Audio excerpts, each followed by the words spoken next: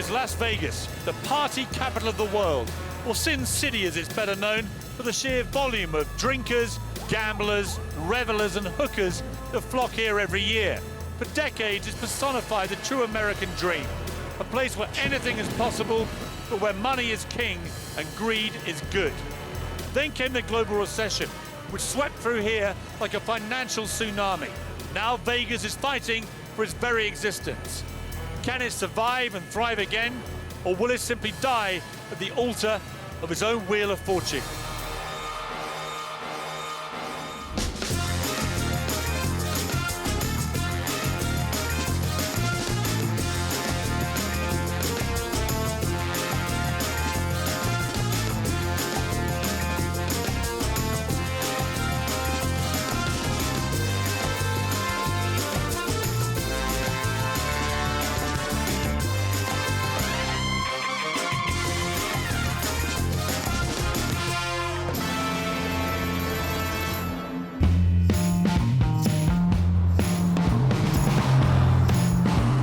Credit crunch almost broke the bank in Las Vegas. Since it started, 3 hotel casino companies have gone bust and tourism is way down. It'll take more than that to stop the superstars coming out to play. Wow! You naughty here? Me? Never. In a city where fortunes are won and lost, Vegas became ground zero for the worldwide property crisis. You've lost $1 million on one property. But there's an even bigger problem facing this desert city. It's running out of water. When does this dry up? We could be at critical, I'd call them catastrophic levels, in 8 years. Come what may, though, Vegas can still make dreams come true. I give you this ring. It's a really big one.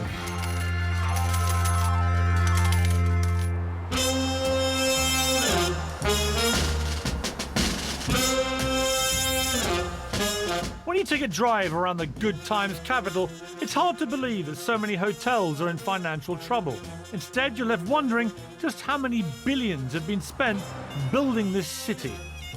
15 of the world's 20 largest, glitziest hotels lie along the 4-mile Las Vegas Boulevard, more popularly known as the Strip. People from all over the world swarm here to drench themselves in the year-round sunshine and revel in an orgy of fantasy and excess. It's a city where you can sleep in a pyramid and eat in the Eiffel Tower. And even 24-carat gold-plated windows. Just what I'd expect from my old mucker Donald Trump. Or how about this for over-the-top indulgence? The Hugh Hefner suite at the Palms. Now, this isn't the lobby. It's part of the 2-story apartment you get for a mere $40,000 a night. Great if you can afford it. Odd place to put a mirror, though. But for a natural athlete like myself, there's only one that really matters. The hardwood suite at the Palms. Included in your room is a basketball court. This is where the real action happens in Sin City. At $25,000 a pop, it's not exactly a free throw, though.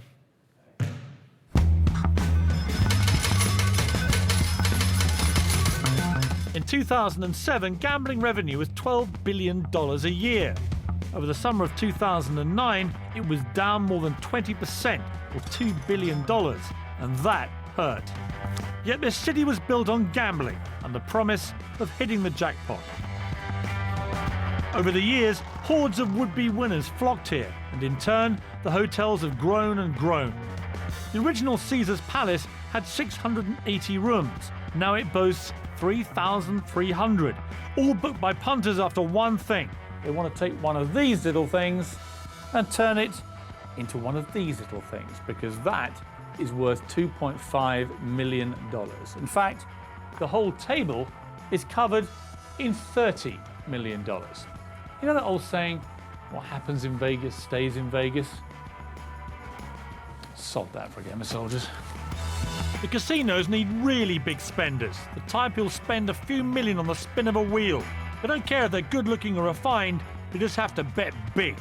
They're known as whales, but when they do drift into town, Vegas pulls out all the stops. Hidden away in these service streets lies a secret casino within a casino. It's called the Mansion, and it was built specifically to cater for the gambling tastes of multi-millionaires. I've been told that even by Vegas standards, this place is going to blow my mind.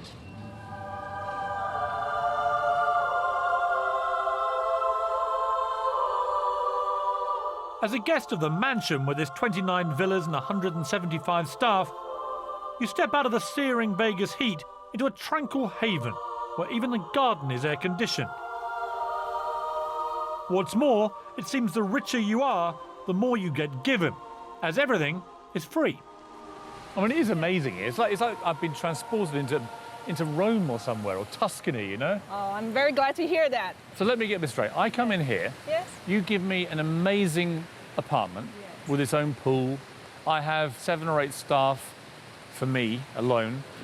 I come and have caviar, lobster, I have $20,000 bottles of cognac, whatever I want, Yes. and I don't have to give you anything. You don't have to give me anything. Your play in the casino dictates how much more of luxury you would like to have. So if I lost a lot of money, would I get more luxury? If you're a good customer, we'll give everything that you want to make you happy. So what makes a good customer, I wonder? I'm guessing it's not someone who spends $5 on a slot machine. To find out, I headed to the casino floor to meet the boss. If you don't mind me saying, you're not the caricature image I had of a Vegas casino boss. You don't seem to be ugly, scar-faced, or potentially likely to shoot me. I'm not. I won't shoot you today or ever. So no, the typical boss is changing. More and more females and less of us have scars. Tell me about the psychology of these guys. I mean, they're mainly men, I would guess. I think most are men, and I try to figure out the psychology because what would make someone risk that type of money? I think they're very competitive. I think they like the challenge.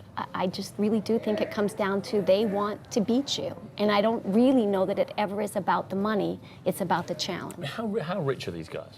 Really, what they start with can be easily $5 million, and that's just their gambling bankroll, Just in here? just in here. So they'll stroll up, 5 million, off we go. Off we go. I heard that quite a few of the whales in the recession have been culled. I think the recession has definitely hurt business. There was a time when you would come in here on a Saturday and you'd see every game full, and that's certainly not the case today. I'm going to have a little go at this. You're going to play? All right. I'm going to bet $100,000 on my first hand. Okay. And I'll put 100,000 on here as well. Okay. Good luck. You don't really mean that, do you? Absolutely. 17, this one. 17. Well, I'd hold that, right? I would. And on the other one, I need a card, A right? card. You're up to 9. We're going to go again. Yep. 11, you're in Yeah. good shape. 15, think about it. I am thinking about it. What should I be thinking, David? I would think stand You have to look at this one. against the 3. Yeah? I would. Okay. I'll take your advice. He's Okay. supposed to bust. I am supposed to. And I did. Hey! Well, So I've just won 200 grand. Let's just up the ante a bit here. I think that's 400,000 on each. Good luck, Tim, because Good luck to you. this could be the moment, This could be it. rather like next door, where the whale comes home to roost. Ah! God. This is what happens, isn't it? That was just arrogance, wasn't it, on my part? So come on, 200 on each. 2 on each. I didn't come here to be cowardly. I came here to clean you out. Hold, Yes. and I'll have a card. Let's go. It's horrible how quick this happens. 21. God almighty. 21, great. I've only known you about half an hour, but I already want to kill you. And we have a check for you to sign in the amount. Right, so that took about 90 seconds to lose $1 million. Yes, it did. Thank you, Tim. Really enjoyed my day with you. All right. Thank you, Debbie. I liked See it us too. again. Thanks, Debbie. When a casino can win $1 million in just 90 seconds, you can see why they're prepared to make their guests very welcome indeed. It really is all about indulgence in Vegas. Yes, it's flashy and even cliched, but that's part of the allure of a place in which anything goes. And with Hollywood a mere stretched limo drive away, you never know who you're going to come across next. I mean, I can think of all sorts of things I've always wanted to do. Dreams that might come true. And you know what? In Vegas, they do. Right, Paris? Vegas rocks. What do you think of Vegas? I love Vegas. I've been coming here my whole life, ever since I was 2 years old. So for every New Year's, we come with my family, and it's just like Disneyland for adults. You can gamble, you can go and just do anything here. It's crazy. You naughty here? Me? Never. Paris. You can tell me. What happens in Vegas stays in Vegas. I met a guy who runs one of the big casinos who told me that he recently gave you $250,000 to just turn up to a party. What do you have to do for that? Host the party, maybe get on the mic, say what's up to everyone, and dance the night away. I got $500 for New Year's last year. $500,000? Mm-hmm. What did you say there? Happy New Year! Tell me about the Vegas business machine, because you are a smart little cookie. I mean, I've always said to people, I've interviewed you before, and this whole is an act, right? Yeah, it is. It's kind of just a character I play. And when I'm in a business meeting, I'm a completely different person. But when I'm on, my reality television shows, just from doing this simple life, I just started doing this kind of character, the baby voice, and kind of acting ditzy. But... The whole dumb blonde shtick. Yeah, but it's not me. How much are you worth? I don't know. I mean, you are stinking rich. Well, I have 15 different licensees and brands, and just came out with my 9th fragrance, and Do you think you're talented? Yes. At what? At everything I do. I mean, I'm a talent show judge, so I'm trying to get to the center of your brand here. Just about being myself and having a good time, and I'm a good singer. Well, it's been lovely getting to know you again, Paris. Me too. I'm feeling a bit of a chemistry, aren't you? You are still single, right? I'm not married yet. Am I gonna see you again while I'm in Las Vegas? You play your cards right, Paris. Who knows what may happen? So Vegas was built to make fantasy become reality. But just how far will casinos go to get your money? You want mug punters, right? I want losers. And I get some straight talking from a Vegas legend. Anytime you want a hooker, there she is. I mean, it's just great. Since the first gambling hall opened in the 30s, Las Vegas has always been a place with a unique selling point. Gambling, drinking and titillation all became part of an acceptable good time trip, with a strict proviso that what goes on in Vegas stays in Vegas. It could be the most successful city slogan ever, a passport to do whatever you like, whenever you like, to be naughty and to get away with it.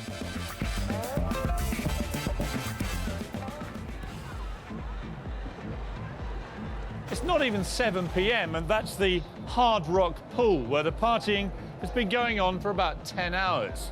I've got to be honest with you, I find that kind of non-stop orgy of self-indulgence really quite disgraceful. Evening, ladies. Evening, Pierce. But the credit crunch means casinos are fighting hard to attract the big gamblers. They employ casino hosts, whose job it is to dangle all kinds of carrots in front of the high rollers. And no one dangles bigger ones than the Hard Rock's Steve Sear. Steve, here we are in the presidential high roller suite at the Hard Rock. This spectacle to my left are the lovely ladies in jacuzzi. 2 more playing the 10-pin bowling. Is this kind of normal for this suite, would you say? Definitely. It's a standard operating procedure at the Hard Rock. This table, for instance, that used to be a glass top, we've had to make it granite because the girls and the dancers kept cracking it all the time. Now, I'm told that in a city full of whales, you are the chief harpoonist. Wow. Well, how do you plead? Guilty as charged. How do you do it? I try not to do anything morally wrong, but if I happen to be at the airport and I'm in a limo and they think they're going to Caesars and we end up at the Hard Rock, that's been fun. And I'm like a Jerry Maguire. I make the deal. How much am I going to give the girlfriend shopping? Maybe your betting limits. If you lose $1 million, you only have to pay me $850. Why? Because I'm going to discount that to get you in. And it's egos. I'm an ego feeder.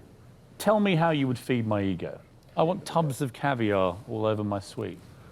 Easy. Look, all that stuff is fluff, smoke and mirrors. It's like well, maybe to you, mate. I mean, this is beluga caviar, pots of it.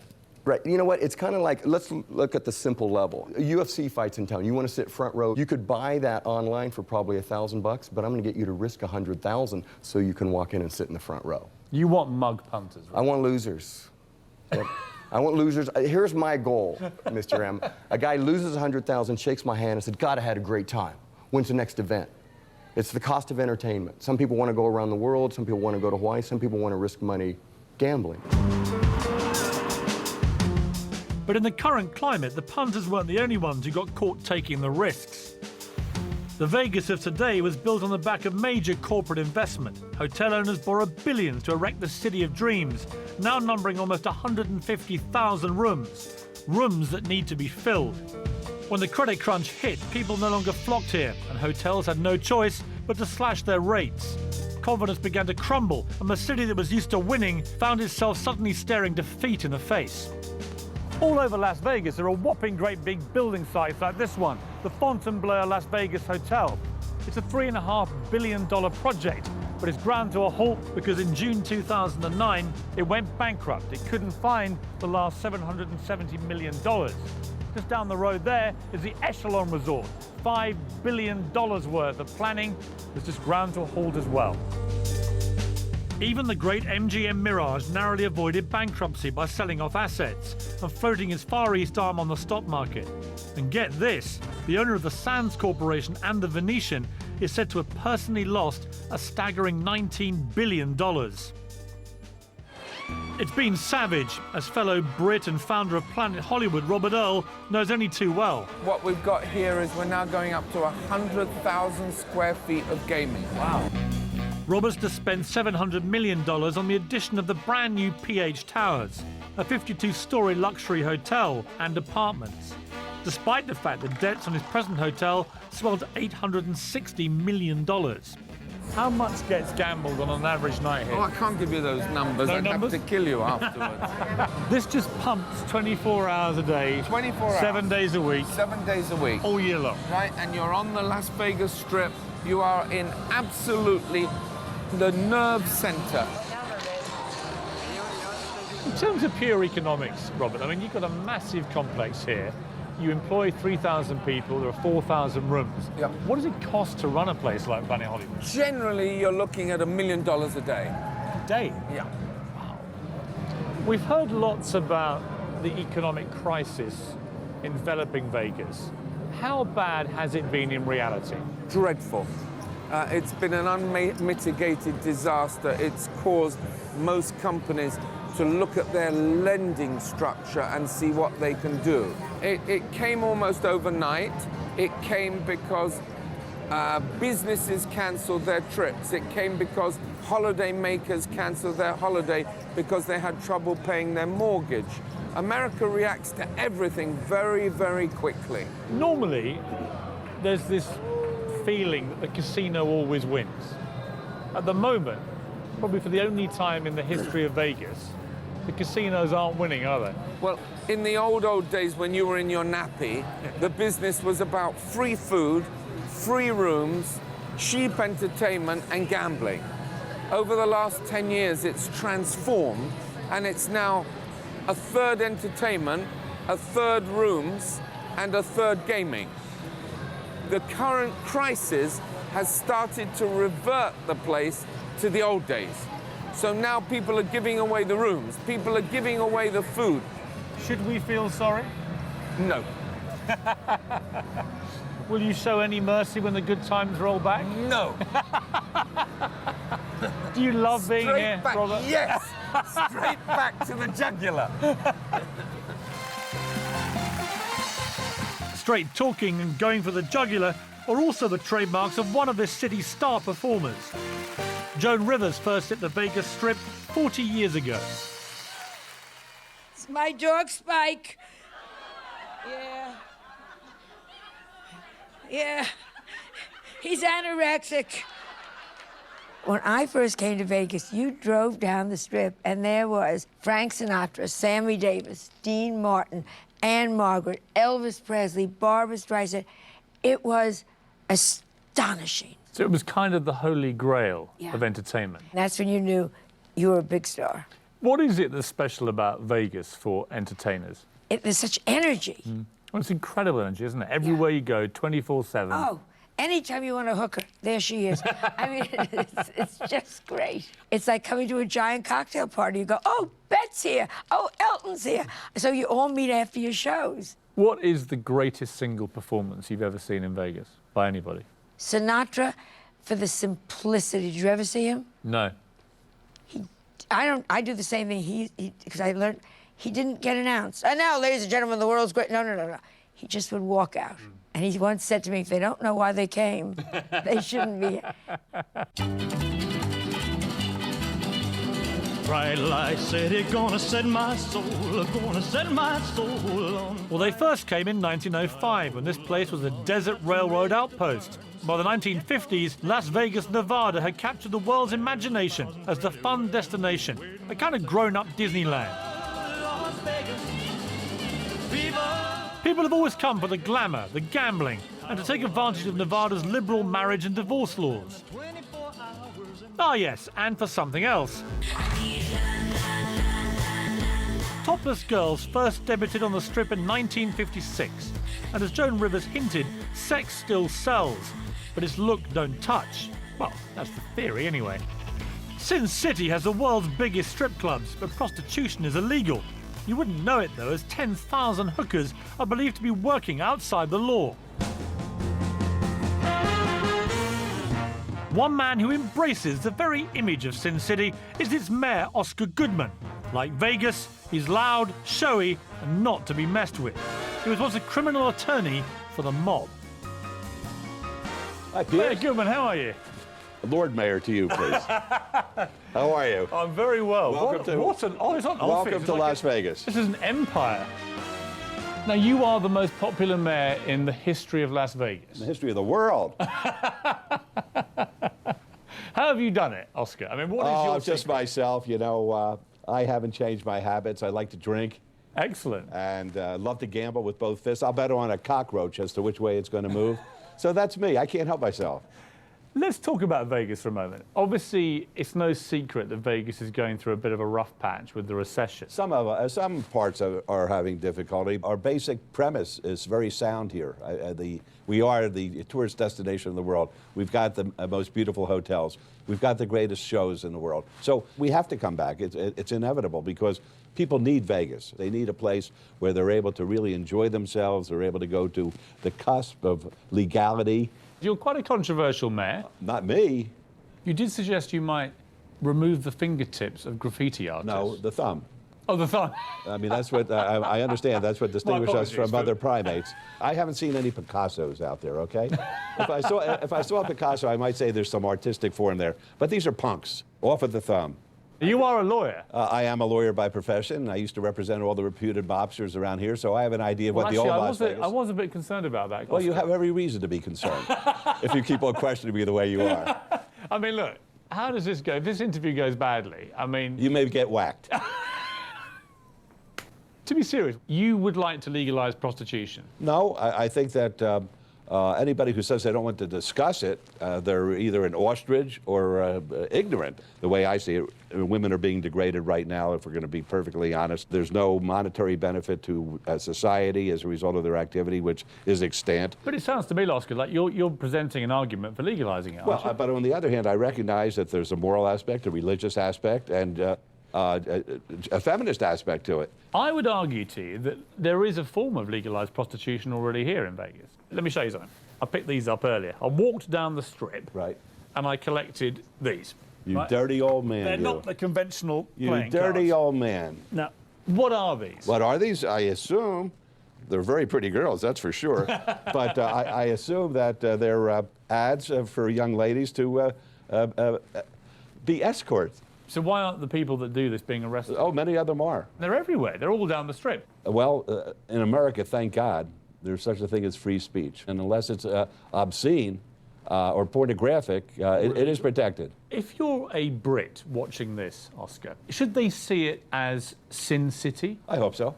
The one thing, no, I'm very serious. We have that mystique that no other place has, the mystique of the mob, our founding fathers. And I don't want to lose that, but to have a good time, to let your inhibitions take you over, I think that's great. And busy having a very good time is one of the worst gamblers Vegas has ever seen. Oh, it's red. Unlucky flight. Come to daddy. Unbelievable. And the odds on Vegas's future aren't looking too good either.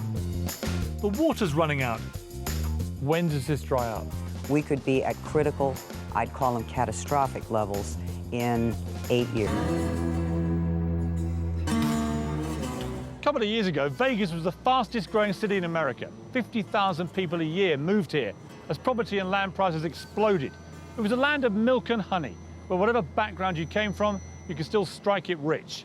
But then came the credit crunch. The casinos hit problems, they shed jobs, the dream soured.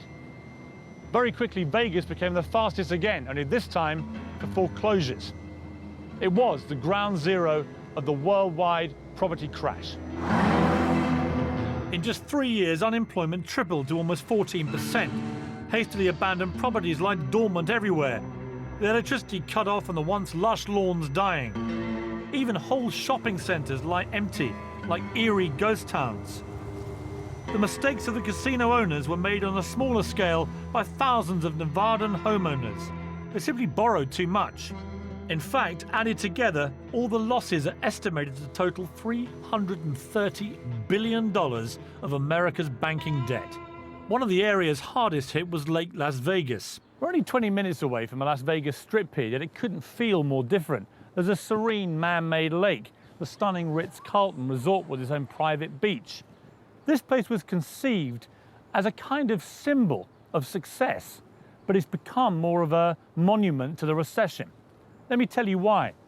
Some of those properties over there across the water were trading at $8 million each this time last year, at the height of the boom. Now you could pick one up for just over 50% of that. It's become happy hour.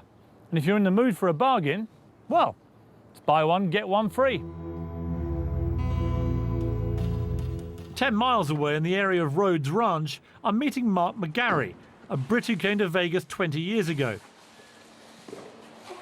As a mortgage broker, he thought he'd hit the jackpot when he began buying and selling houses for his own portfolio. We had some great parties in there. Did you? Yeah, I really did, yeah. Now he and his family have been forced into rented accommodation while they try to sell the home they built from scratch. When you were doing well here, how well were you doing? About 4 years ago, we actually made nearly $1 million. And you were selling mortgages? Yeah. Ironically? Yeah. In the property gold rush in Vegas, what was it like? Well, between mortgage agents and realtors, there was nearly 50,000 people out there making money. 50,000 people in the property game in Vegas, out of 2 million, all making loads of money on property. You couldn't go wrong.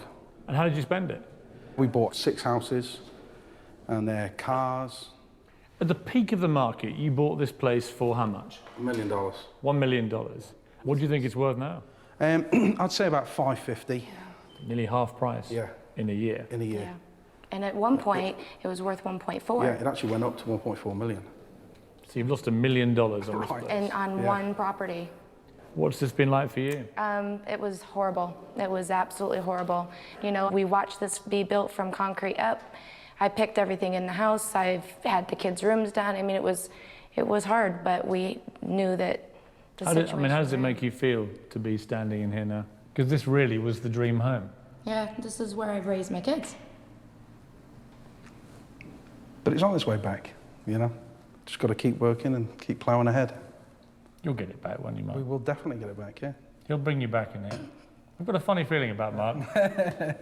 He's like, I know a few people like him in the casinos. Yeah. Whilst both homeowners and casino owners have lost millions, their financial problems are nonetheless dwarfed by an even bigger and more pressing issue. 35 miles outside the city are the signs of a cataclysmic disaster. Nevada gets just 4 inches of rain a year on average, making it one of the driest places in North America. There's some bright spark at the brilliant idea of building a city here for 2 million people. The only way that those people exist is because of this, the world-famous Hoover Dam. The Hoover Dam channels water from the Colorado River into Nevada, Arizona, and California. Without the dam and Lake Mead, its man-made reservoir, no one in the surrounding area, and we're talking thousands of miles here, could survive. It's 500 feet deep and 110 miles long, but due to global warming, it's only 42% full.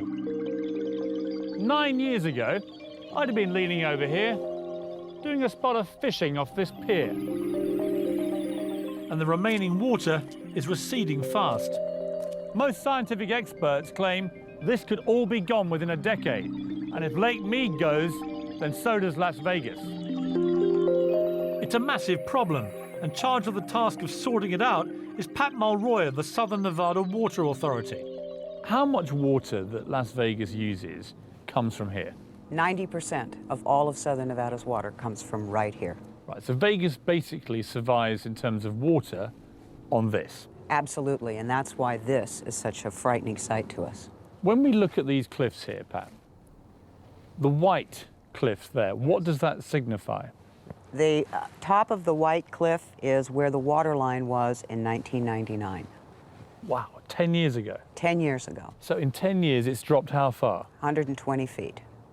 So at this rate, when does this dry up? If the drought continues the way it's been progressing over the last decade, in 2 years, shortages will start being declared and the users will start getting cut back.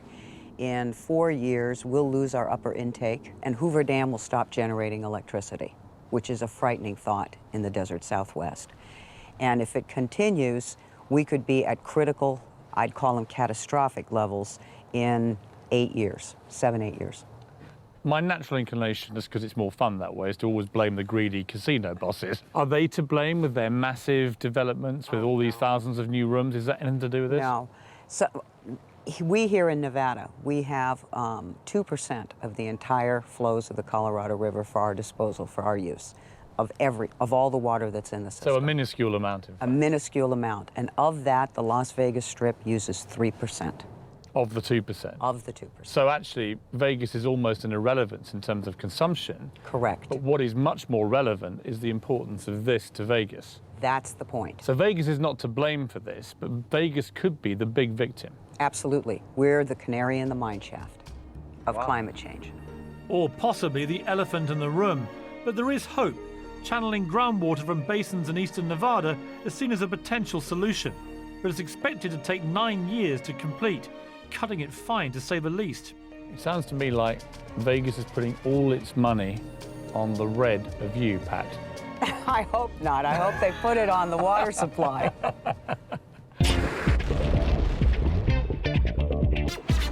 So, gambling revenue is down, tourism on the slide, and the water's running out. But Vegas isn't about to throw in the towel. Historically, it's always been a bold city, a survivor that swum against the tide, even if now there isn't much of a tide left. And if its macho fighting spirit could be summed up in one personality, it would surely have to be this one. It's my baby. Incredibly, Sylvester Stallone is still making hit movies nearly 35 years after he burst on the scene with Rocky. His latest film, The Expendables, features all his old mates from Arnold Schwarzenegger to Bruce Willis and Jason Statham, and is set to be the action blockbuster of the year. Are you crazy? You're gonna kill me! You're welcome! And when Sly is not working hard on set, he likes nothing better than jetting over to Vegas. In your prime, when you were a young man coming to Vegas, what would a Sly Stallone night involve? Probably sleeping all day long, kind of getting on, the Dracula diet. You sleep all day, up all night, and then we go to a fight. Usually you sit ringside, it's Muhammad Ali or Ken Norton or Roberto Duran, and I would go in a white disco suit, the collar open, the chains. It's embarrassing. And then we would hit all these raucous places, and then you finally crash at about 5 in the morning. You wake up about noon, you look in the mirror and you see your grandfather. And you go, what happened? Who stole my face? This kid, 24 hours?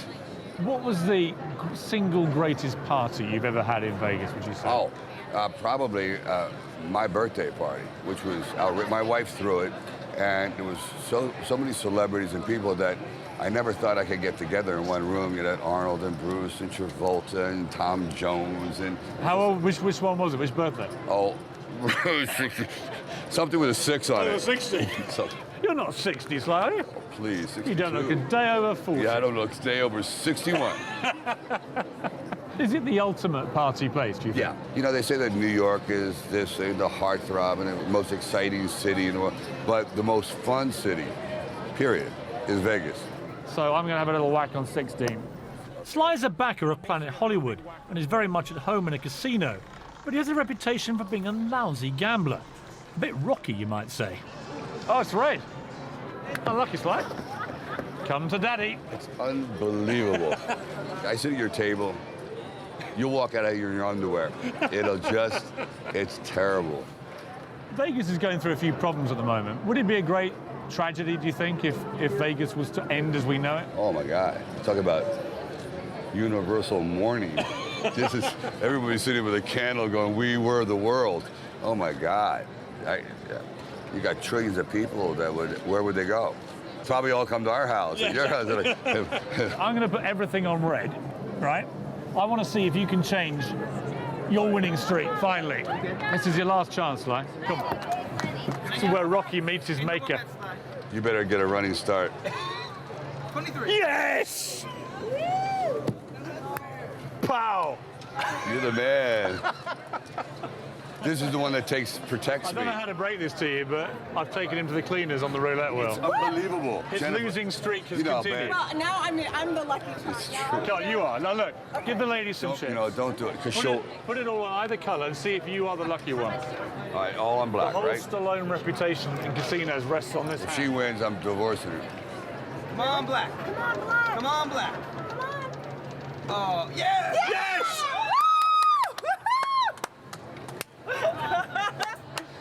Sly. What a revolting development this is. Look at baby. Even your wife's a better gambler than you. I told you that. You are the worst gambler I've ever seen. Exactly. No, I'm the best, because hire me and do exactly the opposite. And you'll be a rich, rich person. But there's one man who's hit the jackpot without risking a cent. You are the $100 million man. That's what they're saying. And while the city struggles, could putting on a brand new face be the way forward for Vegas? This is an $8.5 billion game. The world's largest slot machine jackpot was won here in Vegas. $39 million on the pull of a handle. I'm sure that will have solved any debt problems a lucky winner may have had. But if this city is to survive the recession and transform its future, it's going to need a lot more than luck. It's the entertainers who are now bringing in the big bucks. The likes of Bette Midler, Elton John and Cher are raking in more cash for the city than gambling. Celine Dion's stint at Caesars raised $400 million alone. Amazing on so many levels. Take a drive down the Strip and one face pops up an awful lot. The winner of America's Got Talent and the winner of $1 million is Terry Fader! Once a jobbing ventriloquist, Terry's life has been transformed with the signing of a huge contract to perform at MGM Mirage. But it's true, so true. I love you even more. Hello. Hey! Playing games. How are you doing? Terry Fader. Good to see you. How are you? I'm doing great, Lovely man. to see you. Terry, I mean, I've basically come here for one reason. I want my cut of the money. Well, I appreciate what you did to help me get here. I do, but you're not getting any. No, I didn't think so. I didn't think so. Let's cut to the quick. What was the deal you signed?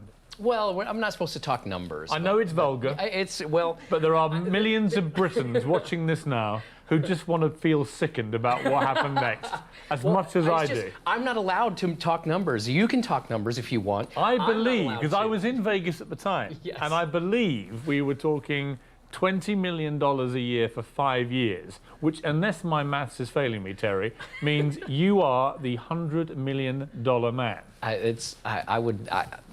That's what they're saying. I mean, I heard that's the biggest deal on the Strip, that you are the biggest star. There's never been a ventriloquist that headlined in Las Vegas, ever. I'm the very first, and they were terrified, but it turned out to be great. You know, at least 1,000 people a night when What are they paying for tickets, on average?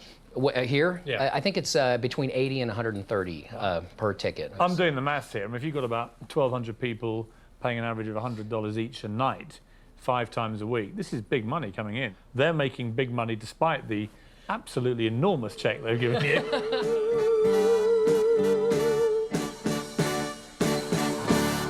Wow. Vegas has always wanted your money. But now it wants you to spend it on shows, on partying in its new nightclubs, eating in one of its 17 Michelin-starred restaurants, or shopping in one of its, frankly, enormous malls. You see, Vegas is becoming a new city, one with a very small G for gambling. And they're aiming to kick things off with a bang.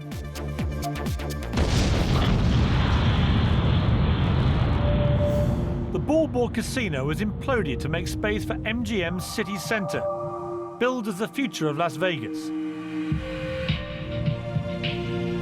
It's the largest privately funded development America's ever seen, with 6,000 new hotel rooms and residential and entertainment space designed by 8 of the world's foremost architects, including our very own Sir Norman Foster.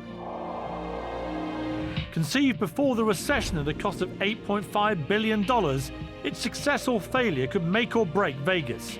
Though to be honest, it's already come mighty close to breaking MGM Mirage, as its chief executive Jim Murren knows only too well. There was a time a couple months ago where you'd look up here and you'd see helicopters overhead wanting to film a Chapter 11 filing of City Center, and that was extraordinarily stressful. How close did you come to that? 2 hours? Seriously? 2 hours.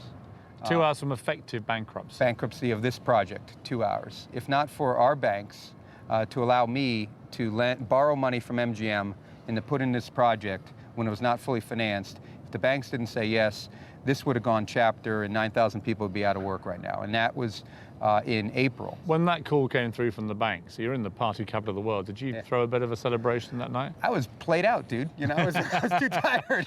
That was a Friday. I did have a couple cocktails. I could tell you that. You'll find no fake European landmarks here, though. Instead, a real $8 million Henry Moore sculpture. Wow. That's a classic Henry Moore, isn't it? It sure is. And most astonishing of all, the 76-acre site has just one small casino. The casino that sits in that building is smaller than the casino at Bellagio. Right. So, I mean, this is So your emphasis with City Centre is very much moving away from gambling as the main selling point to shopping, hotels, restaurants, lifestyle, entertainment. Absolutely. And not shopping in a mall. I mean, do we need another mall? We're trying to evolve this city into a far more interesting hospitality market. It'd be a little bit more relevant on the national and on the international stage than we have been. And what you're really saying is that the sin is slowly but surely coming out of Sin City. Yes, we believe that myopic, one-dimensional view of Las Vegas is yesterday's news. This is an $8.5 billion gamble. If it fails, what happens to you? I'm back to Connecticut. They're getting rid of me. There'll be somebody else here. Well, it's better than the old days where you've just been found on one of the floorboards. I'll be part of the foundation over there.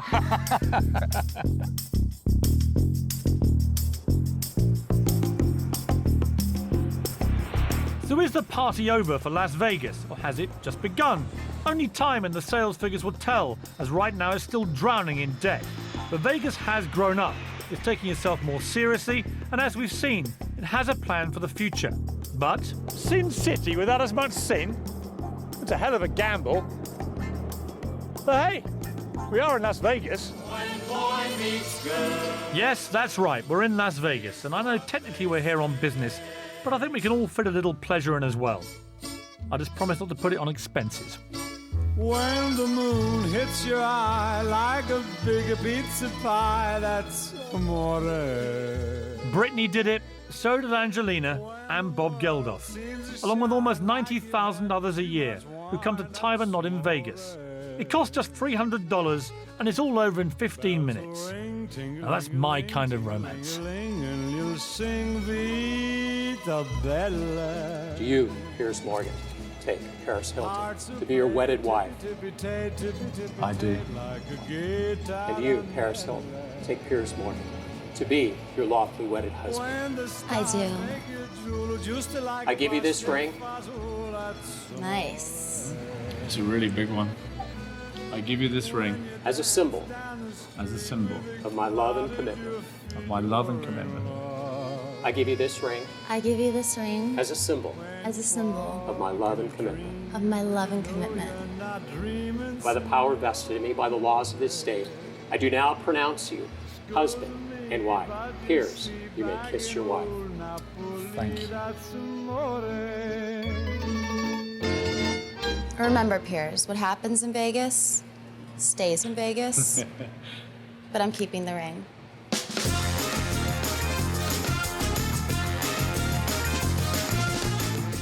Only in Vegas. Well, is it a poor man's Saint-Tropez or a place in the sun for multi-millionaires? Piers gets under the skin of Marbella when he's back on the 12th of January. Here in a moment, catch all the FA Cup action from today. The highlights on the way after the news next.